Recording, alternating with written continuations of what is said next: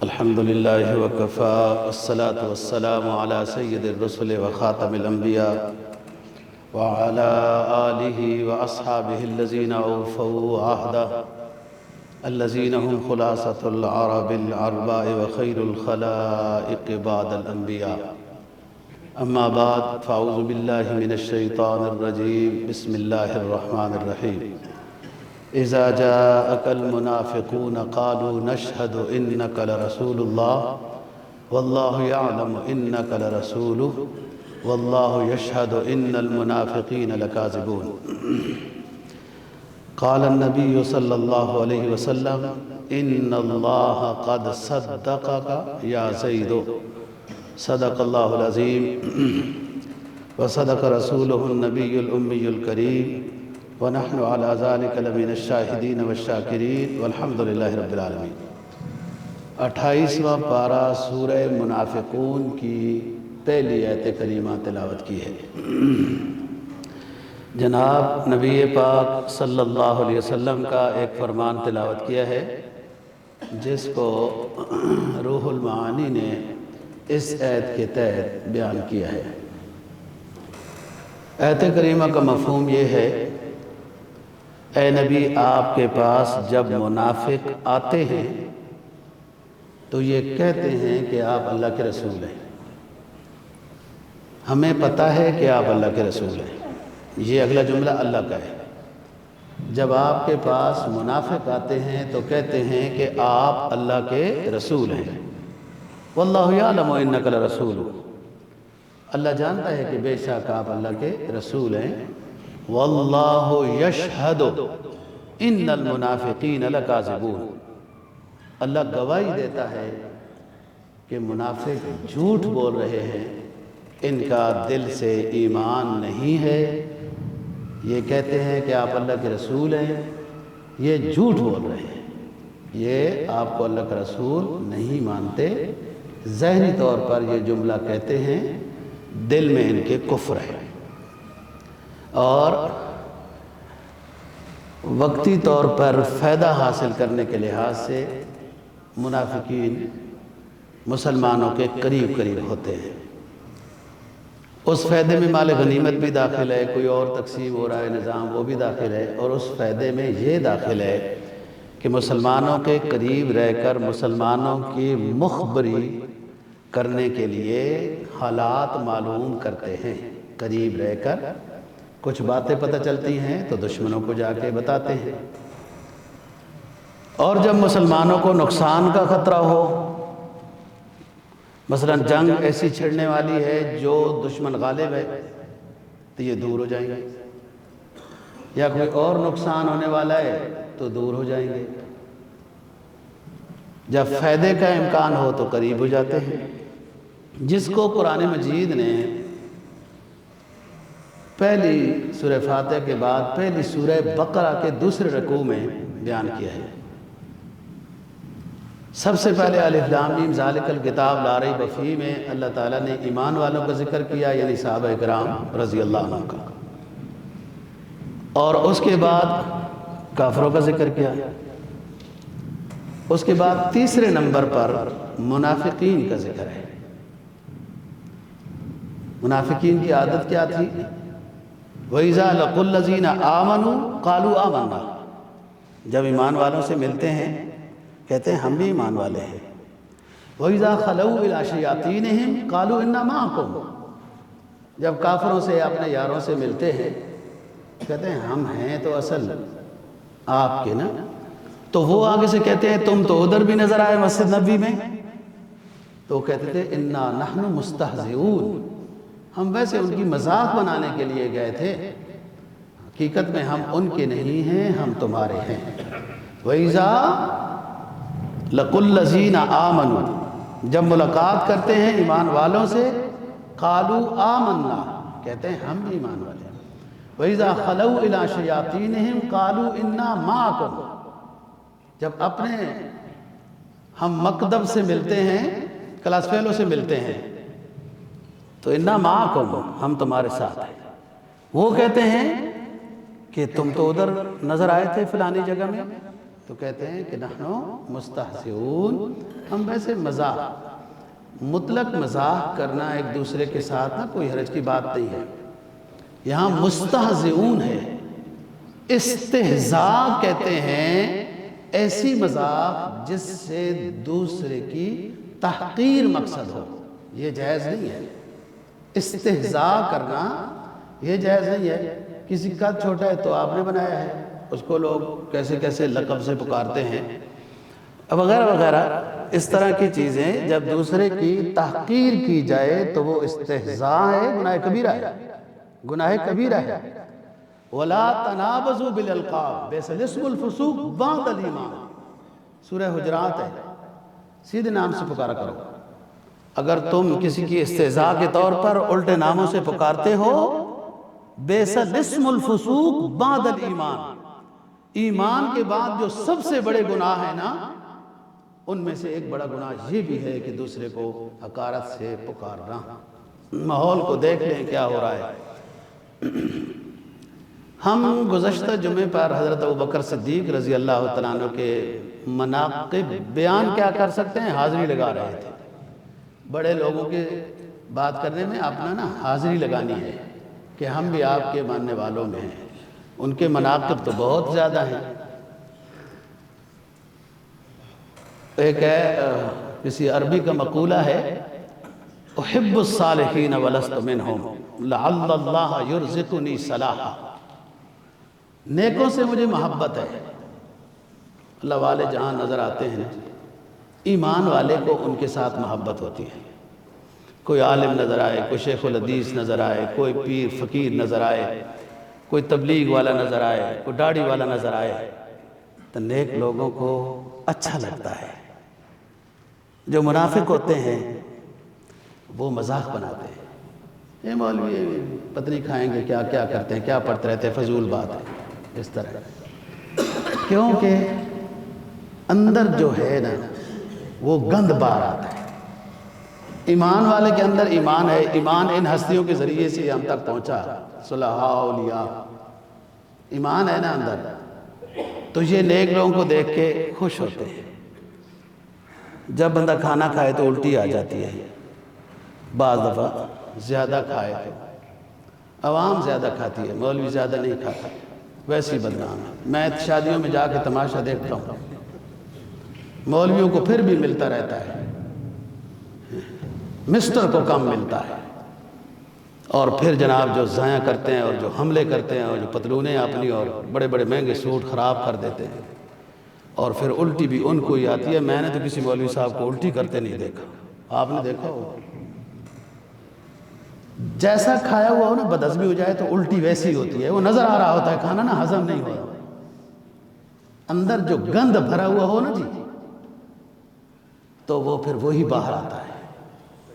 کون کہتا ہے کہ عداوت پہچانی نہیں جاتی؟ اندر گند بھرا ہوا ہو نا علماء صلحاء اولیاء کے بارے میں، تو پھر اسی طرح کا گند باہر آتا ہے۔ اندر ایمان ہو، ایمان والے لوگ اچھے نظر آتے ہیں۔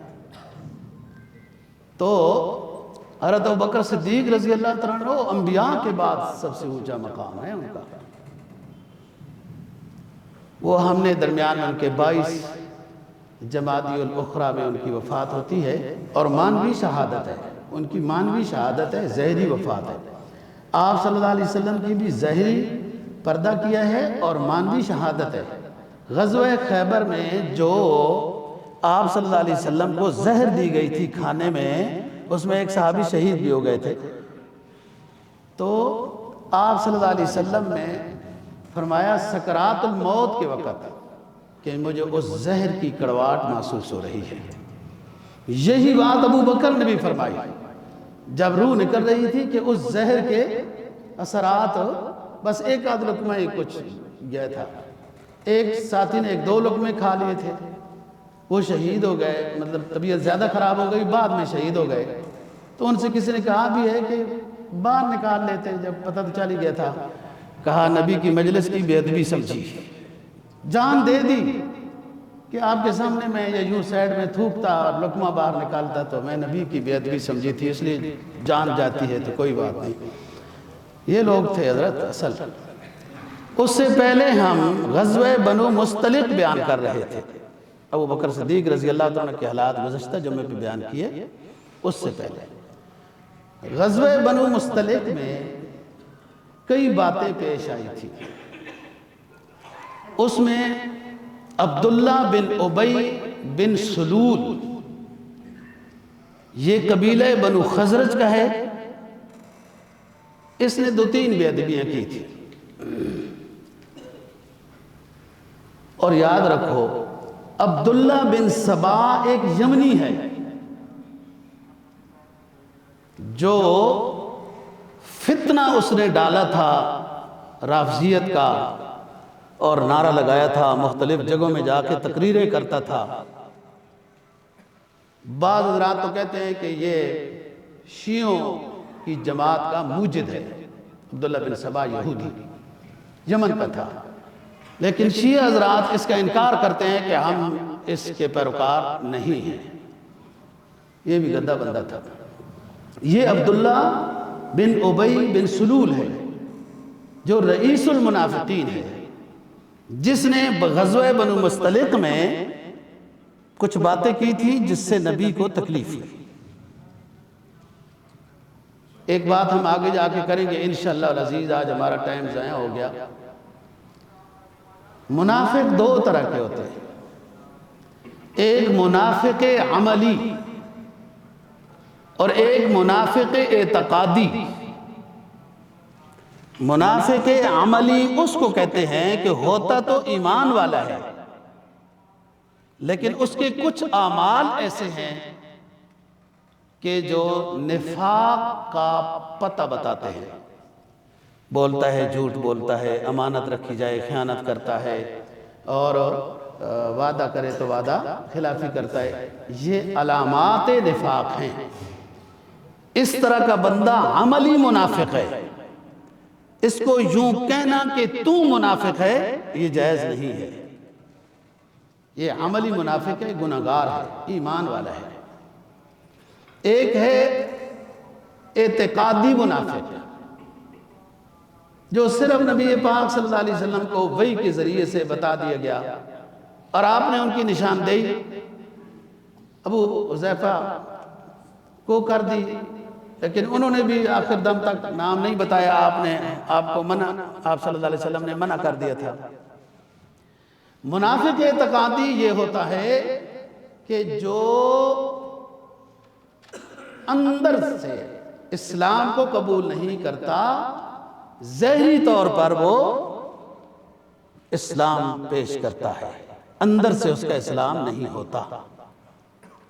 اس کو قرآن مجید نے منافق اعتقادی کا ہے، جو اندر سے کافر ہے، ظاہری طور پر اسلامی لباس میں ہے، یہ ظاہر ہے، یہ اللہ کو پتہ ہے کہ اندر سے کفر ہے اور ظاہری طور پر نماز بھی پڑھتا ہے، یہ اللہ کو پتہ ہے۔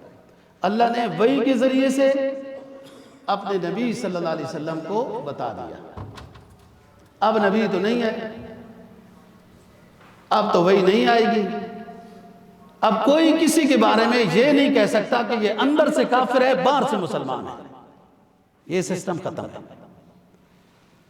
اعتقادی منافق ہوتا ہے، کافر ہوتا ہے، کافر سے بھی برا ہوتا ہے۔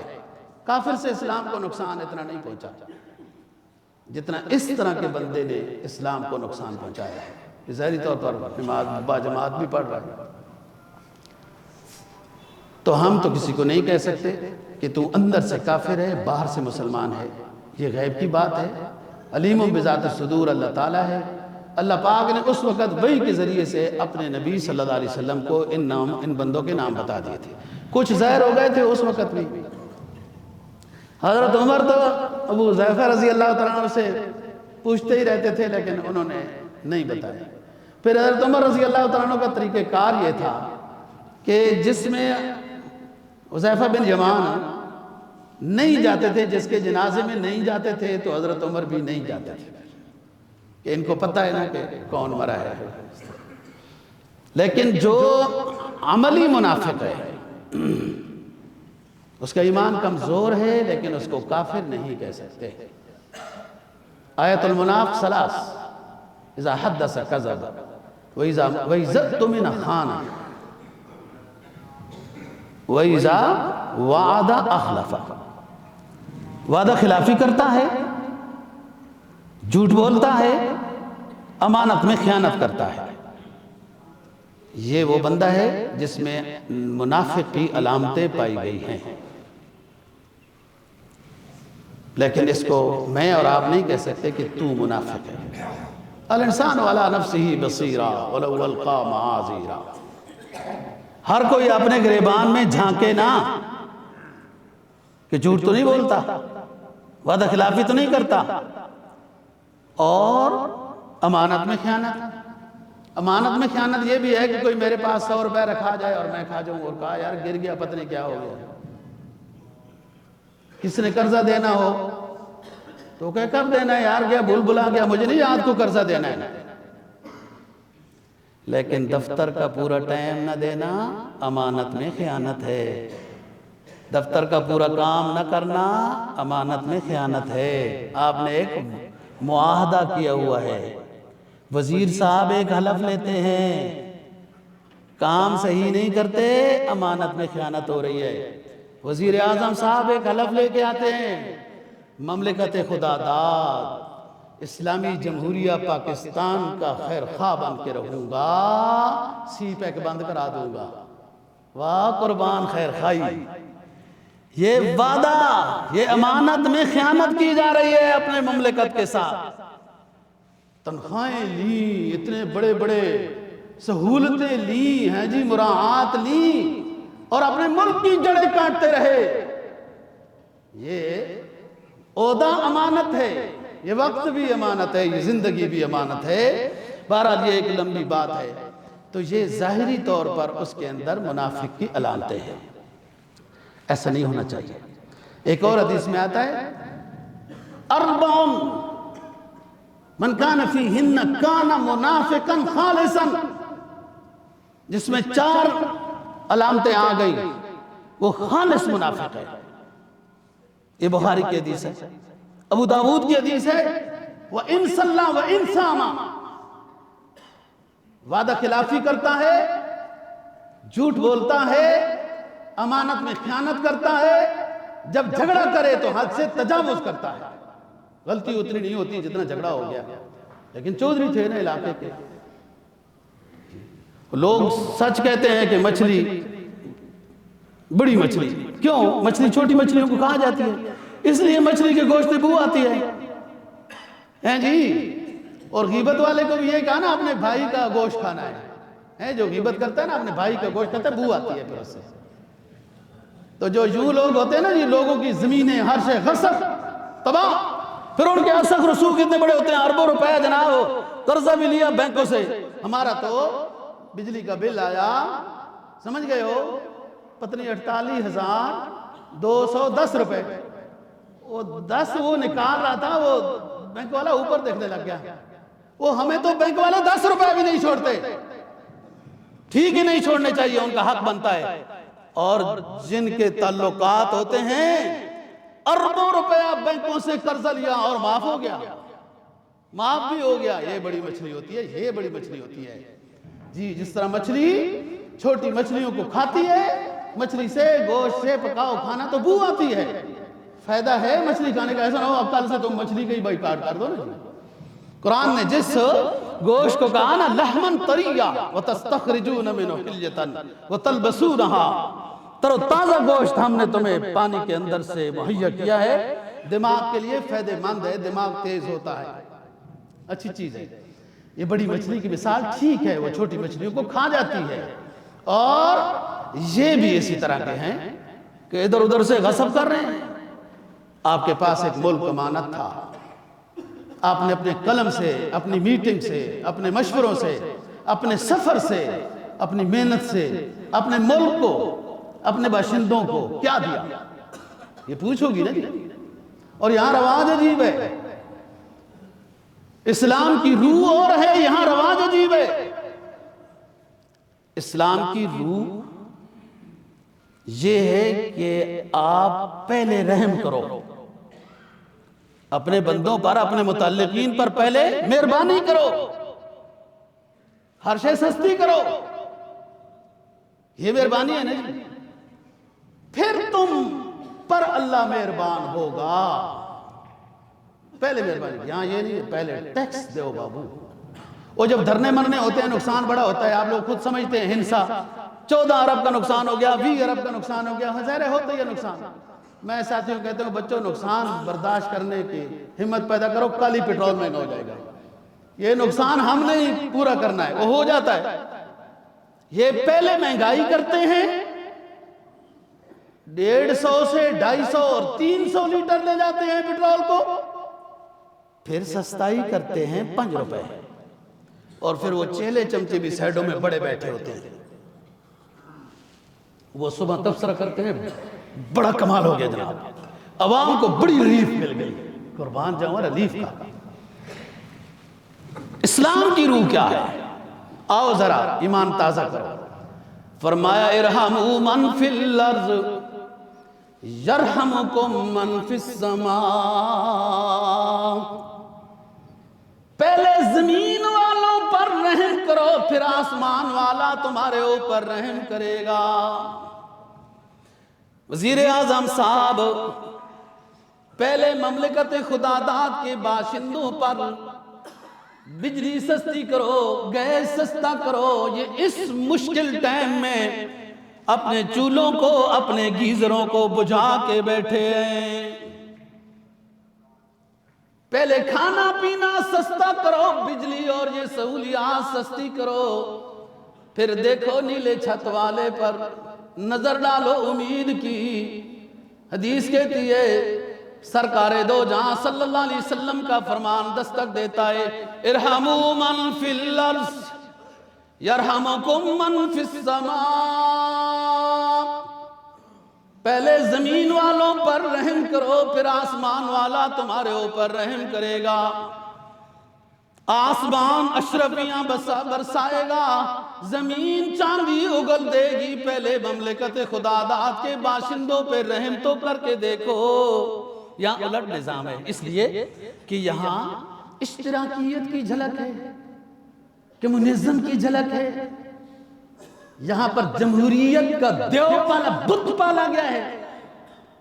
اس کے اصول یہ ہیں کہ پہلے اس غریب عوام کو اور غریب تر کر دو، اور پھر اس بدھو کو خوش کرنے کے لیے 2 روپے سستی کر دو چیز۔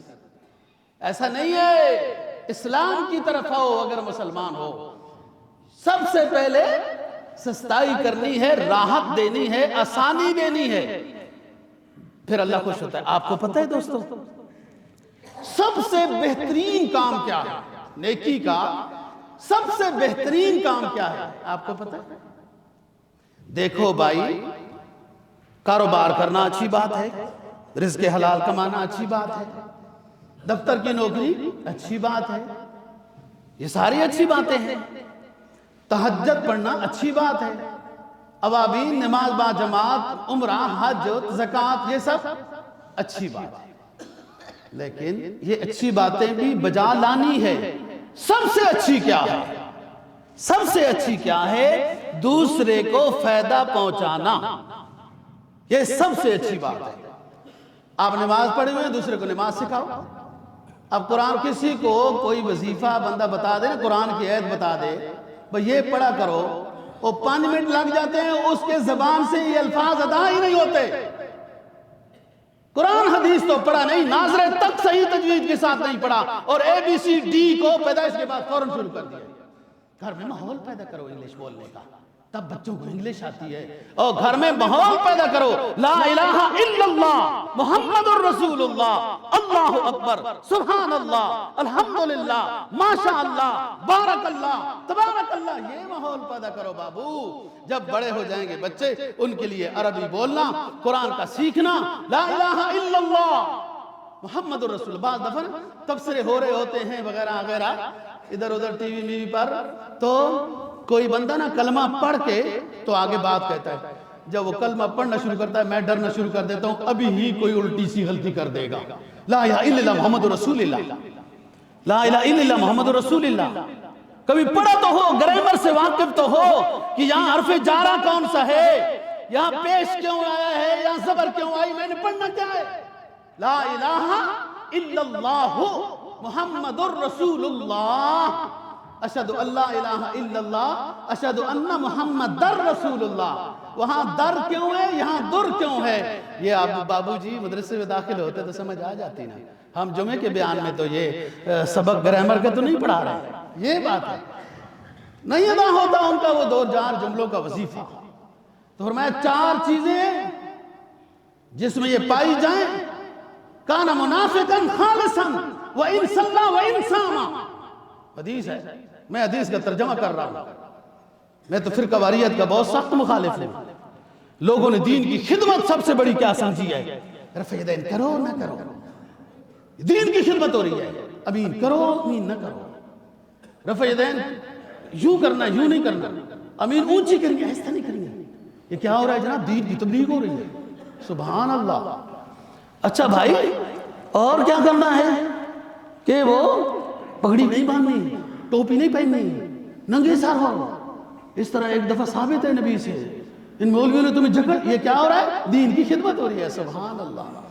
لا الہ الا اللہ محمد رسول اللہ، استغفر اللہ سبحان اللہ، فرض نماز کے بعد ثابت ہے، بس گا کے نہیں پڑھنی چاہیے، ہر کوئی اپنے اپنے طور پر پڑھے، سنت سے ثابت ہے۔ گا کر جو پڑھتے ہیں یہ تبلیغ ہو رہی ہے، یہی محنت ہو رہی ہے، وہ بات سیکھ کے ان کو یوں پڑھنے دو، پڑھ تو لا الہ الا اللہ رہے ہیں، یہ بابو تبلیغ کی بات نہیں ہے۔ جرت ہے تو افکار کی دنیا میں سفر کر، جانا یہود و نصارہ کو تبلیغ کر، وہاں تو ہاتھ جوڑ کر کھڑے ہو جاتے ہو، جہاں تبلیغ کرنی ہے فرقہ ضالہ کو تبلیغ کرنی ہے، یہ کوئی فضول بات ہے، یہ سب چیزیں فی الجملہ کسی حد تک احادیث سے ثابت ہے، اور یہ اختلاف العلماء رحمت ہے، لیکن فرقہ واریت کی ہوا دینا یہ صحیح نہیں ہوتا۔ سب کوئی فرقہ بھی آپ کو نماز سے منع نہیں کرتا، زکوٰۃ سے منع نہیں کرتا، عشر سے منع نہیں کرتا، حج سے منع نہیں کرتا، خود اپنے نفس کے اندر اس طرح کی گڑبڑ ہے تو مولویوں کے اوپر ڈال دیتے ہیں، اور جو مولوی اس طرح کرتا ہے وہ صحیح پڑھا ہی نہیں ہے علم، جی وہ بس اس نے کہا کہ ویسے بھی یہ لوگ تو مجھے نا کچھ خدمت صحیح کرتے نہیں ہیں، تو یہ چیزیں کچھ بیان کرو، جمعرات کو روحیں آتی ہیں، فلان یہ ہوتا ہے اور اس طرح ہوتا ہے، خیال کیا کرو ہمارا بھی کچھ، ہم بھی اس دنیا میں رہتے ہیں۔ میں بات کر رہا تھا کہ سب نیکیاں، یہ سب نیکیاں ہیں، سب سے بہترین نیکی ہے دوسرے کو فائدہ پہنچانا۔ کیسے فائدہ پہنچایا جاتا ہے؟ آپ کے پاس کچھ علم ہے، نماز صحیح ہے دوسرے کو نماز سکھائیں، تلاوت صحیح ہے دوسرے کو تلاوت سکھائیں۔ ہر روز صوفیاء کی بات سنانے لگا ہوں، اور حدیث کی روشنی میں ہوتی ہے، جن کو صوفیاء سمجھ میں نہیں آئے وہ انکار ہی کر دیا ہے۔ صوفیاء کا مسلک یہ ہے کہ آپ ہر روز تھوڑی دیر کے لیے اس نیت سے باہر نکلیں کہ آپ کسی کو فائدہ پہنچا سکتے ہیں۔ کوئی آپ سے راستہ پوچھتا ہے، راستہ دکھا دو، کوئی آپ سے کرایہ مانگتا ہے، دل مطمئن ہے، میں اس پر سختی نہیں کر رہا، آج کل حالات بہت خطرناک ہیں، دل مطمئن ہے، آپ اس کو کرایہ دے دیں۔ اس کی گاڑی اسٹارٹ نہیں ہوتی، یہاں تو بڑی اچھی اچھی گاڑیاں اسٹارٹ ہو جاتی ہیں، کہیں نہیں بھی ہوتی، اس کو دھکا لگاؤ، جی یہ خیر الناس من ینفع الناس ہے، کھانا کھلا دو، اور کوئی دین کی بات بتا دو، کوئی غلط کام کر رہا ہے اس کو روک لو، وہ ناراض تو ہوگا، ناراض تو ہم سے ویسی ساری دنیا ہے، سمجھ رہے ہو بات؟ یہ دکھ نہیں کہ زمانہ ناراض ہے مجھ سے، رنگ تو یہ ہے کہ میرا یار بھی خلاف نکلا۔ یہاں تو یہ ہے، آپ سچی بات کہو گے، جو مولوی کے قریب بھی بیٹھنے والا ہوگا وہ بھی اٹھ کے چلا جائے گا، جی آپ کے قریب بھی جو بیٹھنے والا ہوگا نا، جی یہاں میں نے لکھا ہے کہ وہ خلاف نکلا، شاہد نے یہ لکھا تھا کہ وہ منافق نکلا، میں احترام کیا ہے۔ دکھ یہ نہیں کہ زمانہ مجھ سے خلاف ہے، رنج تو یہ ہے کہ میرا یار بھی منافق نکلا۔ تو بات یہ سچی بات بتا دینا، بری بات سے روکنا، یہ خیر الناس، یہ دوسرے کو فائدہ کھانا پہنچانا۔ امام مسلم نے ایک روایت نقل کی ہے اور اس میں علامہ نووی نے لکھا ہے کہ اللہ کے محبوب بندہ بننے کی یہ 4 نیکیاں ہیں، 5واں انعام ہے۔ اللہ پاک کے محبوب بننے کے لیے یہ 4 کام ہیں، 5واں انعام ہے۔ سنو، قال النبی صلی اللہ علیہ وسلم افشوا السلام علی عرفت وعلی من لا تعرف، السلام علیکم کہا کرو بھلے تم اس کو جانتے ہو یا نہیں جانتے، وصل الارحام، رشتہ داروں کے ساتھ صلہ رحمی کیا کرو، الا قارب کلا قارب، رشتہ داروں کی مثال تو بچھو جیسی ہے، جب ملے گا موقع ڈس لگا دیں گے، لیکن وصل الارحام دوسری نیکی یہ ہے کہ اللہ کے محبوب بن جاؤ گے، کوئی مشکل نہیں ہے بابو جی السلام علیکم کہنا، رشتہ داروں کا خیال کرنا، کبھی ملنے چلے جانا، کبھی اس موبائل جو ہر کوئی آدھا کلو جیب میں ڈال کے بیٹھا ہے، وزن اٹھاتا پھرتا ہے، پیغام دے دو، دعا دے دو، یہ صلہ رحمی ہے، کبھی ہدیہ بھیج دو۔ اور تیسری چیز صلو باللیل والناس نیام، رات کی تنہائیوں میں اللہ رب العزت کے سامنے مناجات میں تہجد میں مصروف ہو جایا کرو، یہ اللہ کے قریب کرنے کا ذریعہ ہے۔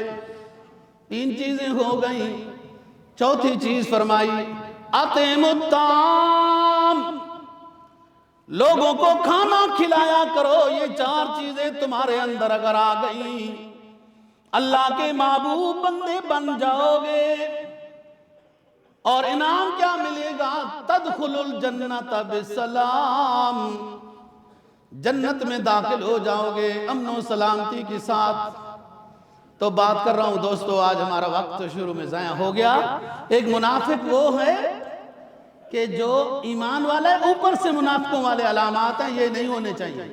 حدیث میں آتا ہے حتی یدع، جب تک منافق ہے جب تک یہ چیزیں چھوڑے گا نہیں، سچ بولے، جھوٹ چھوڑے، امانت داری کرے، خیانت چھوڑے، وعدہ وفا کرے، وعدہ خلافی چھوڑے، اور غصہ ہو جائے صبر کرے، اگر ڈانٹنا بھی ہے تو تھوڑا بہت ڈانٹے، تو تھوڑی بہت، پھر حدیث بھی صرف یہ ہے تھوڑی بہت اگر کسی میں چیز ہے یہ جھوٹ بولنے کی تھوڑی تو تھوڑا تھوڑا منافق بھی ہے۔ پھر زیادہ بولتا ہے، آپ معاشرے میں ہیں، آپ بلو ایریا میں ہیں، اور دوسری بات بتاؤ، ایشیا کی سب سے بہترین اور خوبصورت مارکیٹ میں ہیں جو لندن کے نقشے پہ بنائی گئی ہے، آپ ایک کاروبار ہیں، آپ ایک مغز ہیں، کریم ہیں، آپ اپنے اندر سچائی پیدا کرو، پھر اپنے اندر راحت پیدا کرو۔ راحت دیکھو کیسے ہوتی ہے، اور بیوی سلوٹ کیسے کرتی ہے، کیسے ہوتا ہے، بچے آپ کے تسمے بوٹوں کے کیسے کھولتے ہیں، وہ کیسے ہوتا ہے۔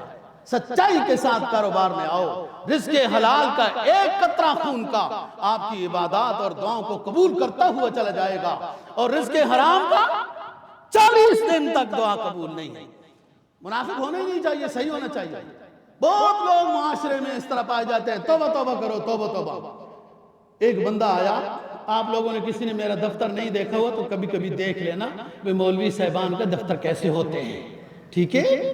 اس لیے کہ اپنے مولوی صاحب کا بھی دفتر ایسا بناؤ، اور کسی کو تھوڑا سا بخار یا پیٹ خراب ہو گیا تو دوائی لے لینا مولوی صاحب کا دفتر دیکھ کے۔ تو ایک بندہ آیا، سنو بات، گیا چلا گیا، آپ گیا چلا گیا، اللہ اس کو ہدایت دے، ہم سب بھی محتاج ہیں، اللہ ہدایت دے۔ ابرو اصلاح کی بات کر رہا ہوں، کیا بات ہے جی، مولوی صاحب کتنا محسن ہے جی، ایک سیٹ تو اس کی ہے جس پر یہ بیٹھتا ہے، باقی 28 سیٹیں تو ہماری لگا دی ہیں، ہمارا کتنا خیال کرتا ہے۔ خیال آپ کا بھی ہے ہمارا بھی ہے، سب کا ہے کہ اکثر لوگوں کا گھٹنوں کا مرض تھا اور ایک کیس آیا جس کی وجہ سے ہم نے کرسیاں لگائیں، ایک بندے نے کرسیاں لگائیں، پیٹرولیم کا بندہ تھا، چلو اب نام نہیں لیتے کہیں نیکی ضائع نہ ہو جائے۔ یہ پیٹرول والے ہمارے ساتھ خیال کرتے ہیں، زیادہ خیال کرتے ہیں، آپ لوگ بھی تھوڑا تھوڑا کرتے ہیں۔ اچھا اگلی بات، یہاں رب کیا کرو آپ، کہاں رہو؟ یہ بندہ کتنی تعریف کر کے ہم چلا گیا باہر، لوگ سارے چلے گئے، میں بھی ساتھ ایسے کوئی کام تھا، فیصل کو کچھ کہنا تھا، میں بھی باہر چلا گیا۔ وہ باہر لوگوں کو کہہ رہا تھا، 4-5 جو کھڑے تھے، دیکھو یار ان مولویوں کو، ان کا کام تھا نیچے بیٹھتے، فرش محمدی پر بیٹھتے، یہ کرسیوں پر آ گئے ہیں، یہ مولویوں کی شان ہے، نیچے بیٹھتے، زمین پر بیٹھنا سنت ہے۔ مجھے کیا کہہ رہا تھا، باہر لوگوں کا ذہن سازی کیا کر رہا تھا، یہ حالات ہیں محال کمال کے، دونوں طرف لوگ رخ چلاتے ہیں، یہ منافق ہوتے ہیں۔ سنو ایک بات اور ختم کرتے ہیں، پھر اگلے جمعے کو بات کریں گے۔ بعض لوگوں کو تھوڑی تھوڑی کھجلی بھی ہوگی کہ 2 منٹ اوپر ہو گئے۔ فرمایا عشق قاتل سی بھی ہے اور مقتول سے ہمدردی بھی، یہ منافق ہوتا ہے۔ عشق قاتل سے بھی ہے اور مقتول سے ہمدردی بھی، یہ بتا کس سے محبت کی جزا مانگے گا، قاتل سے مانگے گا مقتول سے۔ سجدہ خدا کا بھی ہے ابلیس سے یارانہ بھی، ہر کوئی میرے سمیت غور کرے، سجدہ خدا کا بھی ہے ابلیس سے یارانہ بھی، حشر کے دن کس سے عقیدت کا صلہ مانگے گا۔ یہ حالات ہے دوستو جو بہت بندہ کھل کر بیان بھی نہیں کر سکتا، جس کو علامہ سعدی نے کہا نا، مرادر دیست اندر دل اگر گویم زباں سوزد، وگر در دل تکشم ترسم کہ مغز استخوان سوزد۔ مرادر دیست اندر دل اگر گویم زباں سوزد، وگر در دل کشم ترسم کہ مغز استخوان سوزد۔ میرے دل میں اتنے دکھ بھرے ہوئے ہیں، اس طرح کے دغابازوں کے، وعدہ خلافوں کے، منافقوں کے، جھوٹ بولنے والوں کے، دھوکہ کرنے والوں کے اتنے دکھ درد میرے دل میں بھرے ہوئے ہیں، اگر بولوں تو زبان جل جائے گی، اگر نہ بولوں تو دماغ جل جائے گا، میں کدھر جاؤں۔ دوستو ہم مسلم میں اسلام کی کامل تابعداری میں آئیں گے، دنیا بھی ہماری قدم چومیں گی اور میدان حشر میں اعلان ہوگا، یہ میرے وہ اسلام آباد والے امتی آ رہے ہیں، انہیں بغیر حساب کے جنت میں داخل کر دو۔ انہوں نے کبھی وعدہ خلافی نہیں کی، انہوں نے کبھی جھوٹ نہیں بولا، انہوں نے کبھی خیانت نہیں کی، انہوں نے زیادتی کرنے والوں کو معاف کر دیا ہوا تھا۔ میرا کہنا اور آپ کا سننا اللہ پاک قبول و منظور فرمائے اور اسلام سمجھنے عمل کی توفیق نصیب فرمائے۔ وآخر دعوانا